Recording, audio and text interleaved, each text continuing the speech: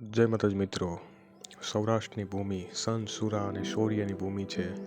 આ ધરતી પર અનેક શૂરવીરો થયા જેમણે ગૌ બ્રાહ્મણ પ્રતિપાળ કહેવાયા, અધર્મ સામે માથા આપ્યા. આ ઉપરાંત અનેક સંતો પણ થયા અને આ સાધુ સંતોએ પોતાના અનોખા ઉદ્દેશ્યથી લોકોની ઈશ્વર પ્રત્યેની શ્રદ્ધાને અતૂટ બનાવી રાખી છે.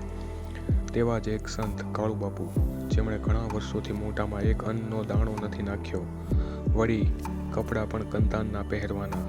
આવા પરમ પૂજ્ય સંત શ્રી કાળુબાપુ ભાવનગર જિલ્લાના ઉમરાળા તાલુકાના હડમતિયા ગામે આવેલ આશ્રમમાં બિરાજે છે. કાળુબાપુના ગુરુ શામજી બાપુ સત્તાધાર છે. ગુરુ આજ્ઞામાં રહી સેવા ભક્તિ કરી જ્યાં હજારો ભાવિ ભક્તો બાપુના દર્શનાર્થે આવે છે. મુનિ બાપુ આશ્રમ હડમતિયા તરીકે આ જગ્યા ખૂબ જાણીતી છે.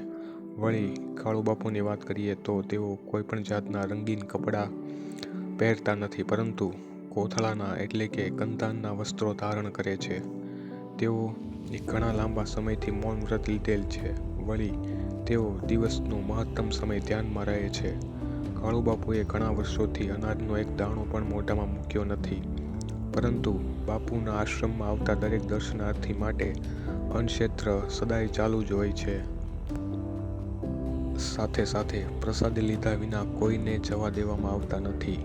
આ છે કાળુબાપુનો પરમ ઉદ્દેશ. પોતે અનાજનો દાણો પણ મોઢામાં મૂકવાનો નહીં, પરંતુ આશ્રમે આવેલ કોઈ ભૂખ્યો ન જવો જોઈએ.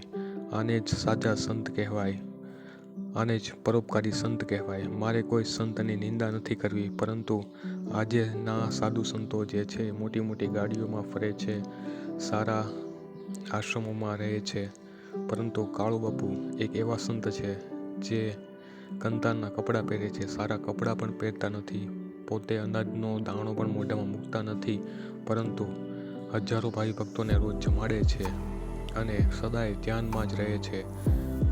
આને જ સાચા સંત કહેવાય, આને જ સંતનો મહિમા કહેવાય. પૂજ્ય કાળુબાપુ એક સાધુ સંત અને શોભે તેવું સાદું જીવન જીવી રહ્યા છે. કાળુબાપુના નેતૃત્વ હેઠળ દર વર્ષે વિવિધ જગ્યાઓમાં સમૂહ લગ્ન થાય છે.